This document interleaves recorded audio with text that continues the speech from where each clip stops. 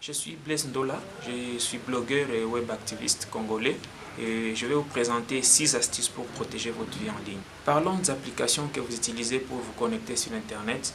Parlant des applications, je parle du navigateur ou des autres applications que vous utilisez dans votre téléphone ou dans votre ordinateur.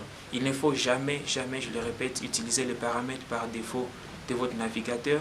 Il ne faut jamais autoriser que le navigateur ou l'application puisse enregistrer les cookies. Parce que si vous voulez protéger votre vie en ligne, vous devez faire tout pour être anonyme sur Internet et ne pas autoriser à l'application d'utiliser vos informations pour la publicité ou pour toute autre chose qui peut être rentable au propriétaire de l'application ou au propriétaire du logiciel que vous utilisez. Donc il faut paramétrer le navigateur, paramétrer l'application selon que vous voulez et autoriser l'application à recueillir les informations que vous voulez que l'application puisse recueillir sur vous. Une autre chose très importante, c'est que beaucoup de gens, quand ils sont connectés sur Internet, ils sont pour la plupart des temps pressés.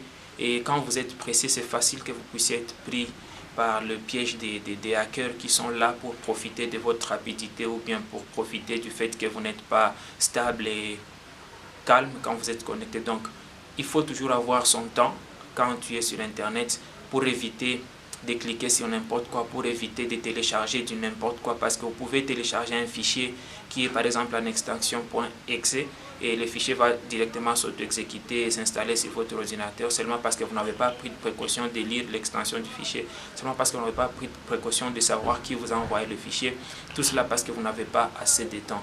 Donc, comme conseil, je conseillerais à ceux qui utilisent Internet, pour mieux protéger votre vie privée sur Internet, il faut aussi y aller quand vous avez du temps ou quand vous n'êtes pas pressé et quand vous n'avez pas beaucoup de choses dans la tête, histoire de rester focus, histoire de rester concentré sur ce que vous faites et ainsi limiter les erreurs ou limiter tous les pièges qui peuvent exister sur Internet. Le mot de passe, il est très important. Le mot de passe, il est très important. Et actuellement, nous sommes même en train de migrer vers la logique de la phrase de passe au lieu du mot de passe. Donc, il faut avoir un mot de passe fort. Et on recommande toujours que le mot de passe puisse contenir des lettres majuscules, minuscules, des chiffres et même des signes. Et aussi, une autre chose, il faut jamais enregistrer votre mot de passe dans le navigateur.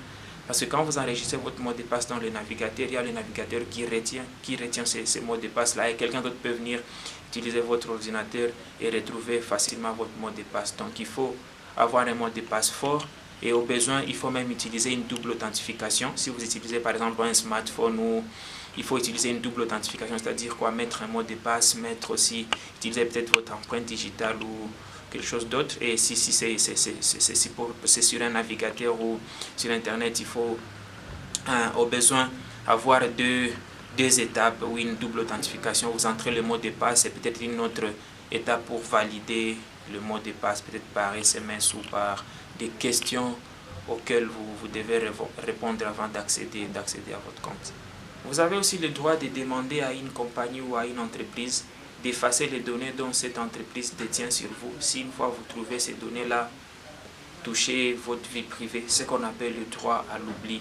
C'est un droit qui vous permet à protéger votre vie privée sur Internet et à exiger à certaines entreprises ou corporates d'effacer les données. Il faut aussi savoir faire le tri dans sa liste d'amis, par exemple pour ceux qui sont sur Facebook ou sur les autres réseaux sociaux. Il faut aussi savoir qui te suit, pour les followers, pour ceux qui utilisent Twitter. Donc il ne faut jamais correspondre avec des personnes inconnues, des personnes dont vous ne connaissez pas leurs intentions, parce qu'ils peuvent être là pour vous envoyer des fichiers espions, ils peuvent être là pour vous envoyer des liens qui vont faire à ce qu'ils puissent avoir contrôle, qu'ils puissent contrôler votre compte ou votre boîte même à distance.